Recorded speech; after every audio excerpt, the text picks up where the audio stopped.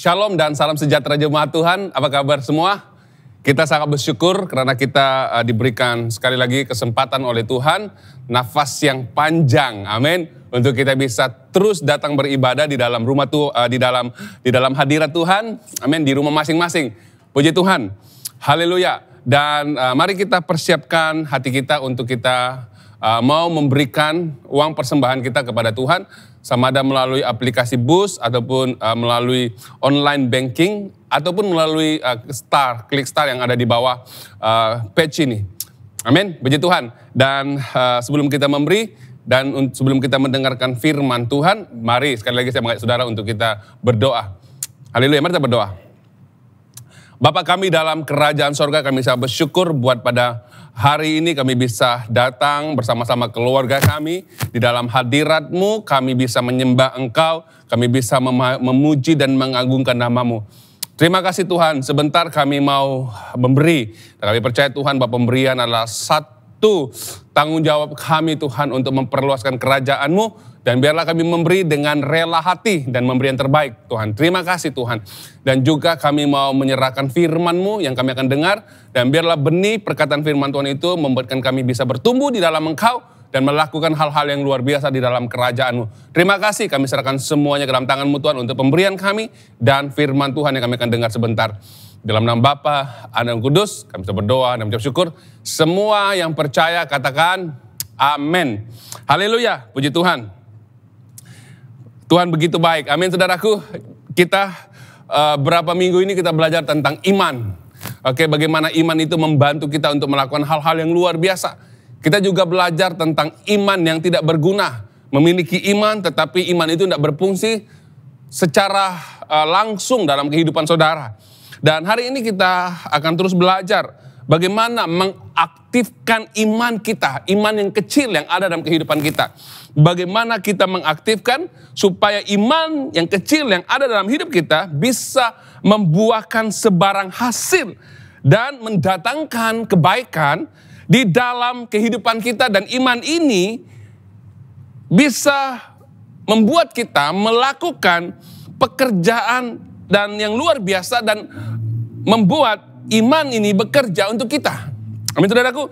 Jadi untuk iman kita menjadi berguna, ia perlu disertakan dengan tindakan atau perbuatan-perbuatan sehingga kita bisa melakukan suatu hal itu dengan iman secara konsisten sehingga kita bisa melihat hasilnya di dalam kehidupan kita.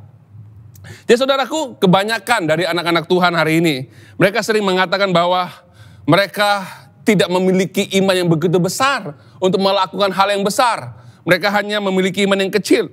Tapi saudaraku ingat, iman yang kecil ini yang saudara miliki bisa melakukan hal-hal yang luar biasa.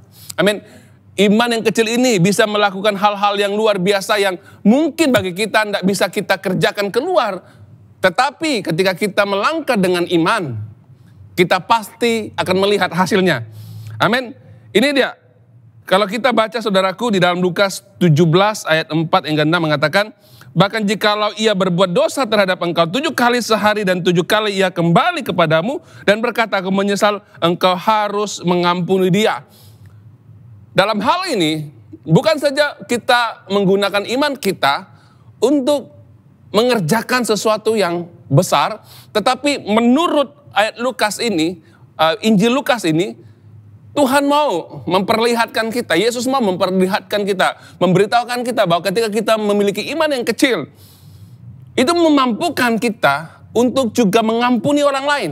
Amin.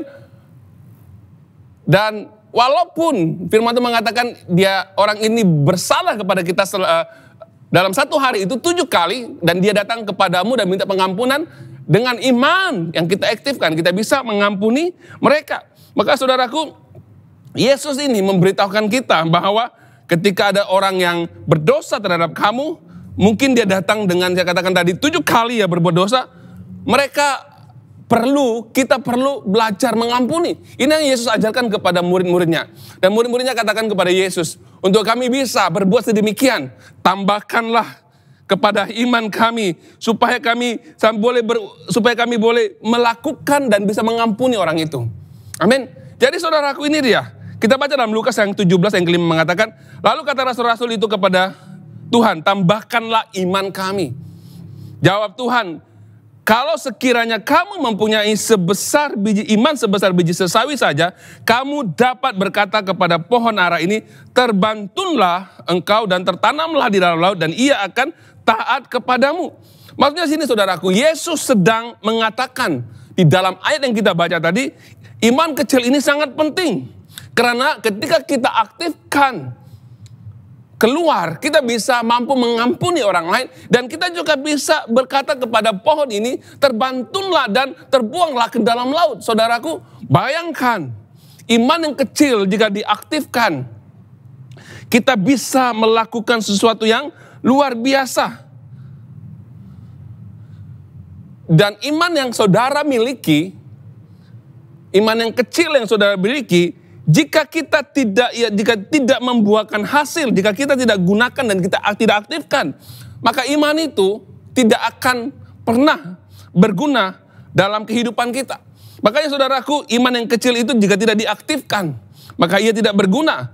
Ini dia saudaraku, Yesus seringkali memberitahu kepada murid-muridnya, hai kamu orang yang kurang percaya, hai kamu yang memiliki iman yang kecil. Murid-muridnya saudaraku di dalam perjalanannya mengikuti Yesus, dan mereka seringkali melihat Yesus melakukan mujizat. Ketika Tuhan mengizinkan mereka melakukan mujizat, tetapi ramai di antara mereka mengatakan tidak bisa melakukan dan tidak percaya dengan iman mereka. Maka Yesus mengatakan, hai kamu iman yang kecil, memiliki iman yang kecil. Makanya saudaraku, kita perlu melihat bagaimana iman yang kecil ini bisa membuat kita melakukan perkara yang besar. Ini sangat penting saudaraku. Setiap kita ketika kita percaya Yesus sebagai Tuhan dan Juru Selamat kita, kita sudah memiliki iman. Kita percaya. Kita percaya ketika kita mendengar perkataan Tuhan, kita percaya bahwa perkataan Tuhan itu penuh dengan kuasa. Kita percaya bahwa apa yang Yesus katakan itu ketika kita melakukannya keluar, kita akan melihat hasilnya. Amin saudaraku. Jadi iman yang ada dalam hidup saudara pada hari ini, ingat saudaraku, kita perlu melindungi iman ini. Karena iman kecil ini sangat penting untuk kita lindungi, karena ketika kita tidak melindungi iman kita yang kecil ini, yang baru mulai ini, saudaraku, ia akan membuat kita akan kehilangan jika adanya badai, jika adanya goncangan yang kita lihat di depan mata kita, adapun apa yang kita alami saudaraku. Maksudnya kita perlu menjaga iman kita supaya ketika kita menghadapi namanya badai, ketika ada goncangan yang ada di hadapan kita, ketika kita melihat masalah, iman kita tidak merundum, iman kita tidak hilang. Tetapi kita menggunakan iman ini untuk berhadapan dengan apa yang kita hadapi pada ketika ini saudaraku. Jadi saudaraku, ini dia. Kalau kita lihat di dalam Alkitab, di mana Petrus, saudaraku, ketika dia pergi, ketika dia bersama dengan teman-temannya melalui danau itu, dan ketika itu ombak taufan datang, akhirnya dia begitu rasa ketakutan. Di dalam Matius 14 ayat 30 mengatakan, segera Yesus mengulurkan tangannya dan memegang dia dan berkata, hai orang yang kurang percaya, mengapa engkau bimbang? Kita baca langsung di dalam ayat yang ke-29. Kata Yesus, datanglah. Maka Petrus turun dari perahu dan berjalan di atas air mendapatkan Yesus. Tetapi ketika dirasanya tiupan angin, takutlah ia dan mulai tenggelam. Lalu berteriak, Tuhan tolonglah aku. Saudaraku, ini dia. Ketika badai datang dan Petrus merasakan, ketika Tuhan katakan datanglah Petrus. Petrus mulai berjalan di atas air. Baru 2-3 langkah dirasanya angin tiupan badai itu. Dan imannya yang mulai mau digerakkan untuk melihat hal yang luar biasa itu. Terus menjadi kecut dan akhirnya Petrus tenggelam. Apa Yesus katakan? Mengapa engkau bimbang? Amin. Tetapi ketika dirasanya tiupan angin, takutlah ia dan mulai tenggelam, lalu berteriak, Tuhan tolonglah aku. Saudaraku, kalau kita lihat daripada peristiwa Petrus ini, saudara, kita tahu bahwa Petrus itu memiliki iman ketika Yesus memanggil dia untuk berjalan datang kepada Yesus, dia dengan iman yang kecil dia melangkah, saudaraku. Tetapi karena ombak yang mempengaruhi iman ini, badai ini akhirnya dia tenggelam. Makanya saudaraku, kita perlu memelihara iman ini. Apapun keraguan dunia yang menghimpit saudara, jangan pernah takut. Karena ketika kita bertindak dan tidak dipengaruhi oleh apa-apa yang ada di dunia ini, maka iman kita bisa bergerak dan menghasilkan mujizat yang luar biasa. Saudara kasih iman dalam Tuhan, jika iman kita tidak dijaga, iman kita dapat dicuri dengan keraguan. Jika kita membiarkan keraguan untuk masuk ke dalam pemikiran kita, dia akan menghancurkan iman kita, saudaraku. Yang kita miliki, keraguan ini boleh masuk karena kita melihat persekitaran kita melihat apa yang kita dengar, ataupun kita mengizinkan iblis berbicara hal-hal yang menghakimi kita, hal-hal yang menuduh kita, sehingga iman kita ini tidak bisa bertumbuh ketika kita menghadapi hal-hal yang sulit, seperti Petrus, saudaraku. Makanya saudaraku, jangan izinkan keraguanmu menguasai hidupmu sehingga imanmu tidak bisa berfungsi. Jangan izinkan, saudaraku. Jangan izinkan persekitaran yang ada di luar sana membuat imanmu itu tidak bisa berkembang. Saudaraku yang iman dalam Tuhan, sangat penting untuk kita tahu bagaimana melindungi iman kita dan menjaga pemikiran kita supaya ia tidak mempengaruhi, supaya tidak ada keraguan datang dalam pemikiran kita untuk menghadapi, untuk melakukan sesuatu. Ini sangat penting, saudaraku. Jangan pernah ada keraguan. Jangan ada orang yang mendua hati. Sehingga iman kita membuat kita tidak bisa membuat keputusan yang tepat pada waktu yang tepat. Makanya saudaraku, kita perlu berhati-hati. Siapa yang kita dengar? Apakah pengaruh-pengaruh yang ada di dunia luar itu mempengaruhi iman kita? Adakah kita mau mendengar perkataan-perkataan keraguan, perkataan-perkataan ketakutan, perkataan-perkataan putus asa? Ini semuanya akan mempengaruhi iman kita sehingga iman kecil kita ini tidak dapat berfungsi, saudaraku.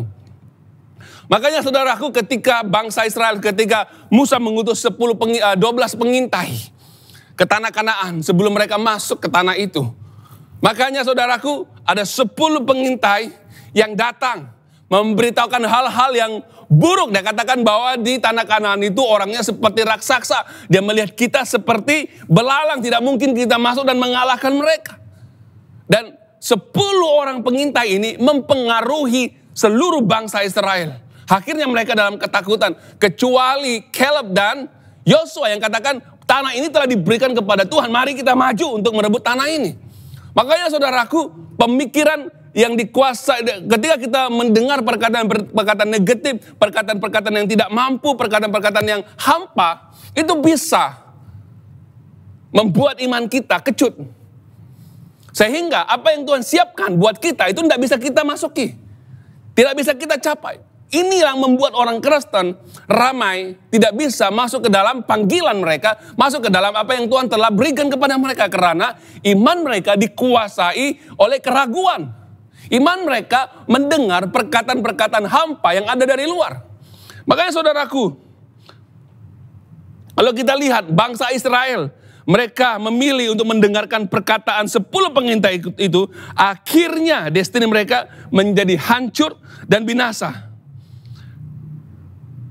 Dan golongan ini tidak masuk ke dalam tanah perjanjian. Mereka mati di padang gurun. Saudaraku, ini dia. Untuk iman kita yang kecil ini bisa berkembang, bisa bertumbuh, saudaraku, dan menghasilkan mujizat yang luar biasa. Kita juga tahu bagaimana kita bergaul dengan orang yang tepat, yang bisa memberikan kata-kata dorongan. Amin, saudaraku. 1 Korintus 15 ayat 33 mengatakan, janganlah tertipu. Pergaulan yang buruk menghancurkan kebiasaan yang baik. Amin. Kalau kita lihat di sini, saudaraku, setelah setiap orang yang pada mulanya adalah orang yang baik, orang yang taat, ataupun orang yang rohani, ketika mereka bergaul dengan orang-orang yang tidak seiman, bergaul dengan orang-orang yang tidak percaya, ataupun orang-orang yang jahat, Dan ketika dia masuk dalam perkumpulan itu, sudah pasti orang itu pasti akan terpengaruh dengan apa yang dilakukan oleh perkumpulan tersebut. Karena di tempat itu tidak ada kata-kata ataupun tidak ada respon ataupun tidak ada tindakan yang membuat iman mereka itu dibangkitkan. Malah di situ adalah tempat-tempat kita mendengar hal-hal yang membuat kita putus asa. Makanya saudaraku, pergaulan kita itu sangat penting. Dengan siapa kita bergaul. Kalau kita bergaul dengan pencuri, kita akan menjadi pencuri. Kalau kita bergaul dengan orang yang kuat, berdusta dan menipu, kita akan menjadi seorang yang penipu. Kalau kita bergaul dengan orang yang rohani, kita akan dibangkitkan, kita akan menjadi orang yang rohani. Makanya saudaraku, sangat penting kita perlu melihat dengan siapa kita bergaul untuk iman kita didorong. Makanya saudaraku, di dalam Tesalonika pasal 3 ayat 8 hingga 10, kita bacakan. Sekarang kami hidup kembali asal saja kamu teguh berdiri dalam Tuhan. Sebab ucapan syukur apakah yang dapat kami persembahkan kepada Allah atas sukacita kami, atas segala sukacita yang kami perolehi karena kamu di hadapan Allah kita. Siang malam kami berdoa sungguh-sungguh supaya kita bertemu muka dengan muka dan menambahkan apa yang masih kurang pada imanmu. Rasul Paulus membangun hubungan dengan jemaat di Tesalonika. Karena Rasul Paulus tahu bahwa mereka perlukan kata-kata yang membangkitkan, yang membangunkan iman mereka. Rasul Paulus membangun hubungan dengan jemaat di Tesalonika supaya jemaat di Tesalonika bisa mengerti dan bisa menerima hal-hal perkataan yang positif dalam iman mereka supaya mereka bisa bertumbuh menjadi jemaat yang luar biasa, saudaraku. Ini dia, Rasul Paulus itu rindu bertemu muka dengan muka kepada jemaat di Tesalonika untuk membangun mereka, untuk mendorong mereka, untuk membina mereka, untuk menambahkan apa yang kurang dalam iman mereka. Jadi saudaraku, jika kita bergaul dengan orang yang salah, maka iman kita juga akan salah. Amin, kepercayaan kita bisa terheret dan tidak terfokus dengan apa yang Tuhan bicarakan. Ramai saudaraku, anak-anak Tuhan. Mereka masuk ke dalam satu perkumpulan, akhirnya mereka jatuh di dalam dosa. Mereka bergaul dengan orang-orang yang tidak seiman, akhirnya mereka berkawin dengan orang-orang yang tidak seiman. Mereka bergaul dengan orang Kristen yang jarang datang gereja, mereka juga jarang datang gereja, walaupun menjadi orang Kristen. Tetapi dalam hatinya sudah murtad dan tidak percaya kepada Tuhan, walaupun Kristen. Maka ini yang akan membuat iman kita menjadi iman yang kecut dan tidak bisa bertumbuh dan bisa dicuri oleh keraguan dengan pemikiran-pemikiran yang saudara terima dari teman-teman saudara. Makanya saudaraku, sangat penting kita bergaul dengan siapa. Kalau saudara bergaul dengan orang yang percaya, dengan orang yang strong seperti jiwanya Rasul Paulus, maka saudara juga akan seperti Rasul Paulus. Amin. Jika saudara bergaul dengan orang-orang yang setia dalam gereja, saya percaya bahwa saudara juga menjadi orang-orang yang setia. Jika saudara bergaul dengan orang yang percaya kepada mujizat Tuhan dengan iman mereka, saudara juga akan mengalami mujizat Tuhan karena saudara terdorong dengan apa yang mereka kerjakan. Amin, saudaraku. Ini dia, untuk kita juga membuat iman kita yang kecil ini bisa melonjak, bisa melakukan hal yang luar biasa. Kita juga harus belajar mengistiharkan perkataan iman. Amin. Mengistiharkan perkataan iman. Di dalam Lukas pasal yang ke-17 yang ke-6, jawab Tuhan, jikalau sekiranya kamu mempunyai iman sebesar biji sesawi saja, kamu dapat berkata kepada pohon ara ini, terbantunlah engkau dan tertanamlah di dalam laut, dan ia akan taat kepadamu. Saudaraku, Yesus berkata di sini, walaupun kita hanya memiliki iman sebesar biji sesawi pun, jika kamu tahu bagaimana untuk mengatakan atau mengatakan keluar hal-hal yang luar biasa perkataan iman, maka hal-hal itu akan terjadi sebagai mujizat. Amin. Sebagai mujizat, perkataan iman. Walaupun iman kamu seperti biji sesawi, ketika kita keluarkan perkataan iman dan berbicara, Tuhan Yesus di sini memberitahukan kita mujizat inilah yang kita akan bisa rasakan dan lihat. Seperti berbicara kepada pohon ara ini, terbantunlah pohon ara itu. Terbuanglah ke dalam laut, terbuanglah ke dalam laut. Karena iman kita, saudaraku.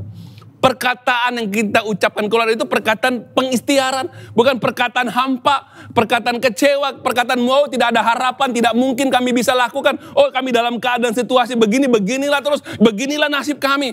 Oh, kami sakit, tidak akan sembuh-sembuh lah. Beginilah keadaan kami dalam keadaan minta-minta, dalam keadaan kemiskinan dan tidak pernah ada perubahan.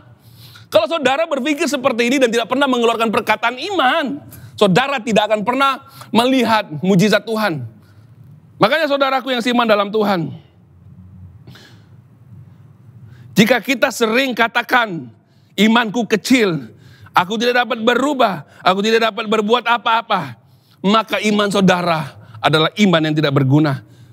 Ayat yang ke-6, jawab Tuhan, jikalau sekiranya kamu mempunyai iman sebesar biji sawi, kamu dapat berkata kepada pohon ara ini, terbantunlah engkau dan tertanamlah di dalam laut, ia akan taat kepadamu.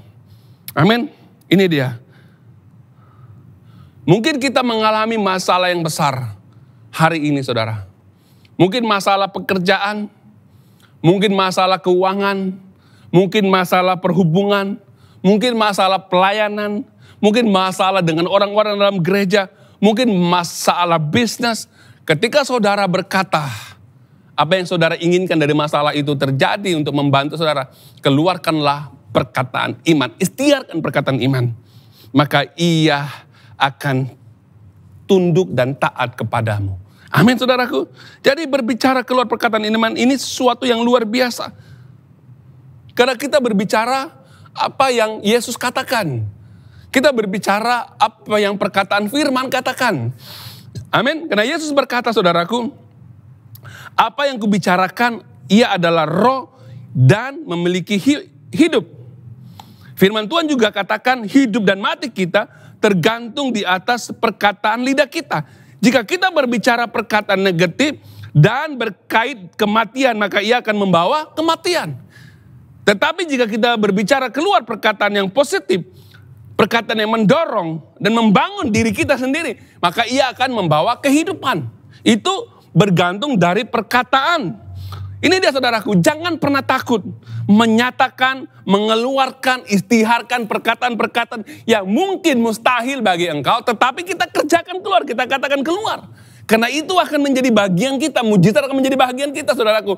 Apapun yang saudara katakan, apapun saudara yang hadapi hari ini, mungkin bagi pemikiran dan pandangan keluarga saudara, mungkin bagi saudara juga sendiri, mungkin bagi orang lain, sesuatu yang mustahil. Tetapi belajarlah mengikhtiarkan perkataan iman untuk saudara mendapatkan. Kalau saudara sakit, katakan, saya ikhtiarkan, saya sembuh. Maka saudara akan sembuh.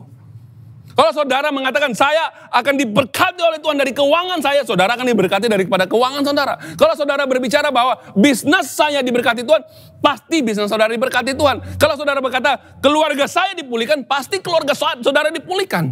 Ini perkataan iman, saudaraku. Jangan mengeluarkan perkataan yang hampa, sehingga kita tidak bisa melihat iman yang kecil ini berfungsi dan melihat mujizat Tuhan. Makanya saudaraku, mari saya mendorong jemaat Tuhan untuk belajar bertindak di atas iman yang kecil itu. Iman yang kecil ini harus diikuti dengan tindakan yang konsisten dan selari dengan iman kita. Iman disertakan dengan tindakan yang konsisten. Yakobus 2 yang ke-18 mengatakan, tetapi mungkin ada orang yang berkata kepadamu, ada iman, padamu ada iman dan padaku ada perbuatan. Aku menjawab dia, tunjukkan kepadaku imanmu itu tanpa perbuatan dan aku akan menunjukkan kepadamu imanku dari perbuatan-perbuatanku. Maksudnya begini, saudaraku, kalau kita lihat, iman tanpa perbuatan itu mati. Kalau kita melakukan juga dengan perbuatan tanpa iman juga mati. Maksudnya, saudaraku, perlu ada iman dan perbuatan yang kita kerjakan secara konsisten, harus bertindak. Kalau kita percaya bahwa Tuhan akan memberikan kita tanah perjanjian, Tuhan akan memberkati kita.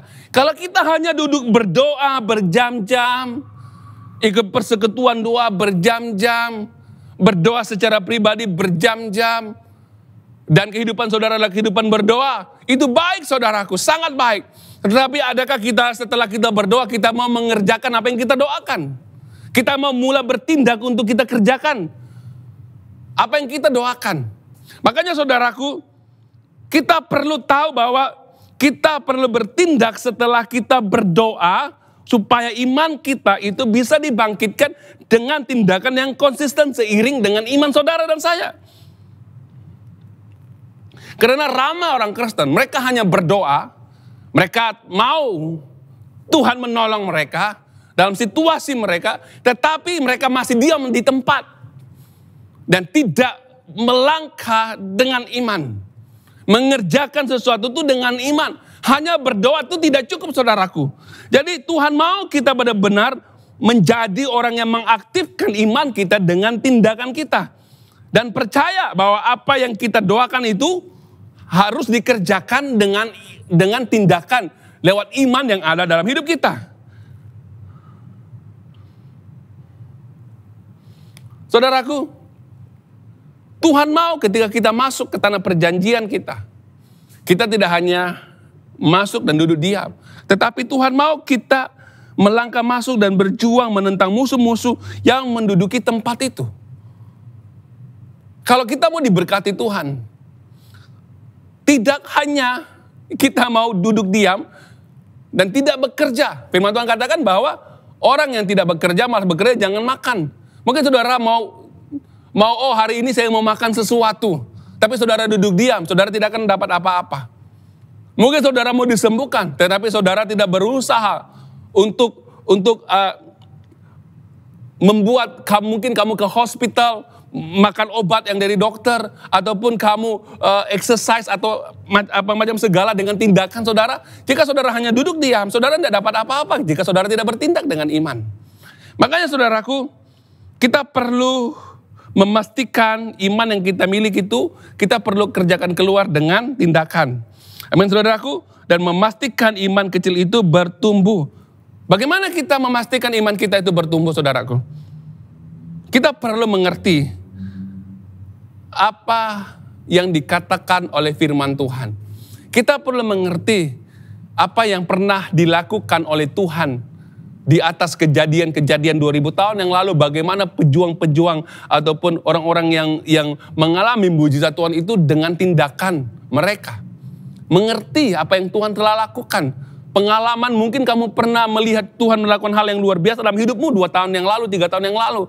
Dan ketika saudara menghadapi masalah pada waktu ini, ingat bahwa kalau Tuhan telah pernah menolong saudara 2 tahun yang lalu, 3 tahun yang lalu, 10 tahun yang lalu, maka hari ini ketika saudara mengalami masalah, Tuhan juga akan menjawab dan Tuhan juga akan memberikan solusi di dalam kehidupan dan melakukan mujizat dalam hidup saudara.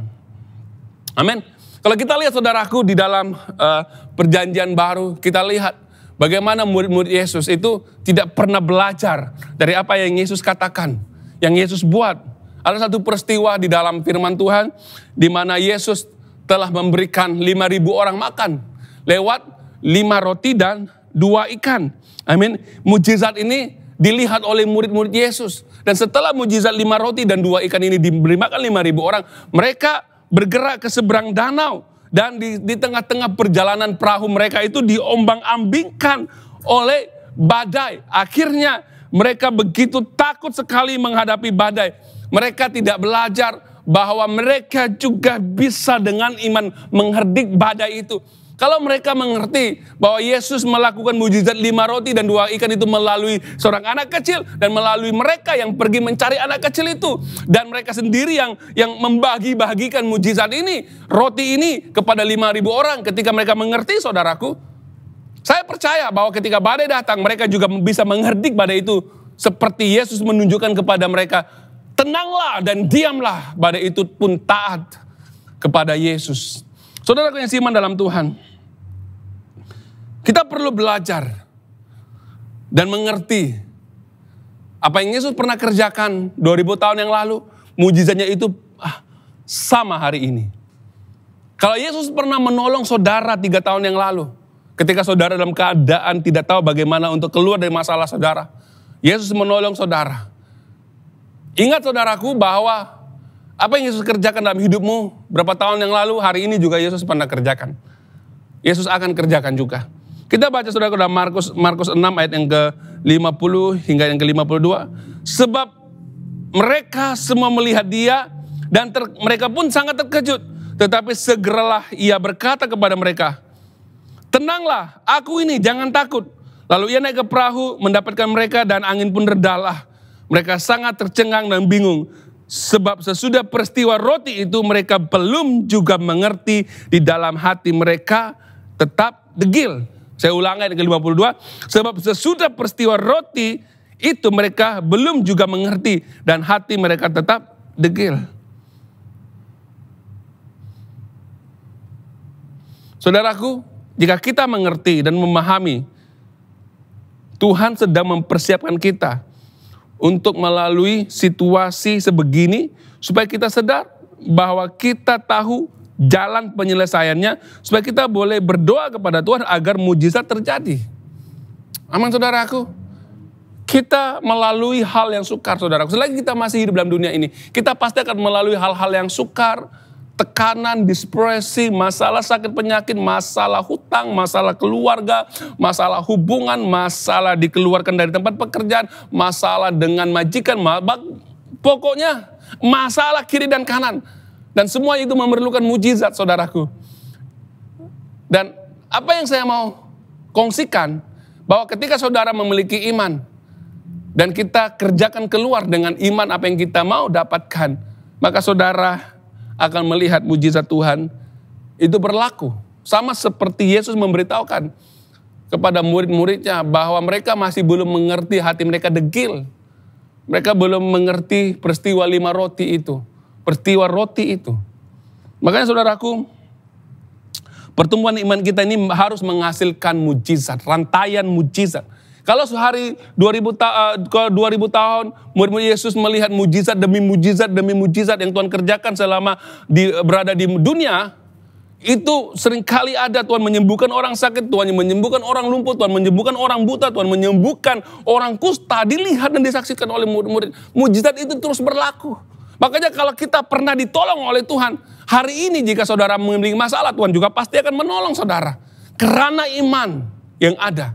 Amin saudaraku. Jadi ini dia, kita perlu memahami perbuatan Tuhan pada masa lalu. Yang Tuhan telah kerjakan dalam hidupmu. Yang Tuhan telah kerjakan kepada murid-murid Yesus sendiri. Makanya saudaraku, kita perlu bertumbuh sehingga kita menghasilkan mujizat-mujizat dalam berbagai aspek dalam kehidupan saudara dan saya. Makanya saudaraku, ini sangat penting untuk kita bertumbuh dalam iman kita dan menghasilkan rantaian mujizat. Maksudnya mujizat demi mujizat dalam pelbagai aspek kehidupan saudara. Amin saudaraku. Sehingga kita melihat mujizat Tuhan itu dikerjakan melalui iman kita. Jadi kita terus berusaha menambahkan, membuat iman kita bertumbuh, tetap tinggal dalam hadirat Tuhan. Supaya iman kita itu bisa ditambahkan dengan hal-hal yang berguna saudaraku. Sehingga apa yang kita ucapkan keluar itu bisa kita ucapkan dengan perkataan iman. Amin. Perlu tinggal dalam hadirat Tuhan sehingga kita bisa melihat apa yang Tuhan kerjakan itu bisa menjadi hal yang bermakna di dalam kehidupan kita sebagai anak-anak Tuhan. Amin saudaraku. Saya akan bacakan satu ayat. Markus pasal yang ke-11 ayat yang ke-20 hingga yang ke-22. Firman Tuhan mengatakan, pagi-pagi ketika Yesus dan murid-muridnya lewat, mereka melihat pohon ara tadi sudah kering sampai ke akar-akarnya. Maka teringatlah Petrus akan apa yang telah terjadi. Lalu ia berkata kepada Yesus, Rabi, lihatlah pohon ara yang kau kutuk itu sudah kering. Yesus menjawab mereka, percayalah kepada Allah. Amin. Jadi kejadian ini di mana Yesus sedang berjalan bersama-sama dengan murid-muridnya. Dan Yesus sebenarnya ketika itu mau memakan buah dari pohon ara itu. Tetapi ketika diperiksa, pohon ara itu tidak berbuah. Apa yang berlaku? Yesus mengutuk pohon ara itu. Dan pohon ara itu tidak segera mati dan layu. Tetapi dia menunggu ke hari esoknya. Maksudnya mujizat itu berlaku juga. Walaupun Yesus adalah Tuhan. Dia memperingatkan, memberitahukan kepada kita bahwa mujizat yang kita mau terjadi itu lewat perkataan iman kita juga. Lewat iman kita itu ada prosesnya. Amin. Prosesnya saudaraku. Makanya pohon itu tidak terus mati di situ, tetapi menunggu besok ketika mereka lewat dan Petrus melihat dan dia beritahu kepada Tuhan. Dan Tuhan katakan, percayalah kepada Allah. Amin saudaraku. Jadi pohon itu tidak langsung layu dan mati. Sama dengan kehidupan kita. Kita perlu percaya. Ada proses yang perlu kita lalui untuk kita melihat mujizat Tuhan itu berlaku saudaraku. Abraham, dia menunggu ketika Tuhan berbicara bahwa dia akan memiliki keturunan. Bayangkan saudaraku, Abraham menunggu selama 26 tahun untuk mendapatkan anak. Satu proses. Kadangkala dalam proses untuk kita menantikan mujizat Tuhan, kadangkala kita mengambil keputusan sendiri. Kita mengambil tindakan sendiri sehingga kita tidak menunggu namanya proses mujizat itu terjadi dalam hidup kita. Sehingga apa yang kita buat itu tidak menyenangkan hati Tuhan.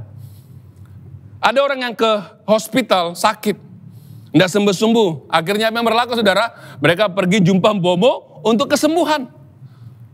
Mereka berjumpa dengan peramal-peramal. Dan sama seperti Abraham. Ketika Abraham menunggu selama 26 tahun dalam proses itu, dia mengambil istri yang bukan dari Sarah. Dan melahirkan anak Ismail karena tindakannya yang salah. Dia mengambil Hagar sebagai istrinya. Dan itu bukan mujizat yang Tuhan mau. Tuhan mau Abraham menunggu 26 tahun untuk dapatkan zuriat daripada istrinya Sarah. Maksudnya di sini adalah kita perlu menunggu juga proses untuk kita mendapatkan mujizat. Amin saudaraku. Ini dia, kita perlu tahu bagaimana kita menggunakan iman kita untuk menghasilkan hal-hal yang luar biasa. Ada yang segera, ada yang mengambil masa beberapa hari, beberapa tahun, dan beberapa bulan. Untuk kita melihat mujizat Tuhan itu terjadi dalam kehidupan kita. Makanya saudaraku, mari saya mendorong saudara, jangan meragui imanmu yang kecil itu. Berbicaralah kepada masalahmu dengan iman. Percayalah kepada Tuhan. Percayalah bahwa Tuhan akan bisa melakukan hal-hal yang luar biasa dalam hidupmu dengan iman yang Anda miliki. Amin saudaraku. Mari kita berdoa. Bapa kami dalam kerajaan sorga, kami sangat bersyukur Tuhan karena Engkau mengajar kami bahwa ketika kami memiliki iman dan berbicara dengan iman kami, mengistiharkan iman itu Tuhan, maka kami akan melihat hasilnya. Dan kami tahu juga Tuhan bahwa iman yang kami kerjakan keluar harus konsisten. Dan ia satu proses untuk kami melihat mujizat Tuhan dikerjakan dalam kehidupan kami. Terima kasih Tuhan, Engkau mengajar kami bahwa iman kami harus bertumbuh. Iman kami harus dijaga. Iman kami tidak harus Tuhan terpengaruh dengan hal-hal yang meragukan yang ada di dunia ini. Oh, kami percaya Tuhan ketika kami mengerti akan firman-Mu. Kami mengerti apa yang Tuhan telah kerjakan 2000 tahun yang lalu. Mujizat yang sering kali berganti seperti rantaian mujizat akan berlaku dalam kehidupan kami. Kalau Tuhan sudah menolong kami hari ini, di hari kemudian Tuhan pasti akan tolong kami. Kalau Tuhan sudah menolong kami berapa tahun yang lalu, hari ini Tuhan pasti menolong kami. Karena iman kami di dalam Engkau. Terima kasih Tuhan, berkati kami semua orang-orang yang beriman kepadamu. Sehingga Tuhan kami bisa melakukan hal-hal yang luar biasa. Dan melihat apa yang Tuhan kerjakan dalam kehidupan kami. Begitu hebat dan luar biasa. Berkati umat-Mu Tuhan yang ada pada malam hari ini. Berkati mereka semua. Yang sakit Engkau sembuhkan. Yang lemah Engkau kuatkan. Yang susah hati Engkau hiburkan. Yang mengalami masalah Tuhan. Biarlah mereka tahu bagaimana mengucapkan perkataan iman. Dan mereka bisa melihat mujizat Tuhan. Dari iman yang kecil bisa menghasilkan mujizat yang besar. Terima kasih Bapak, terima kasih Roh Kudus. Kami serahkan semua Tuhan ke dalam tangan-Mu firman yang kami dengar. Di dalam nama Bapa, Anak dan Roh Kudus, kami sudah berdoa dan mengucap syukur. Semua yang percaya katakan, amin. Terima kasih, Tuhan Yesus memberkati.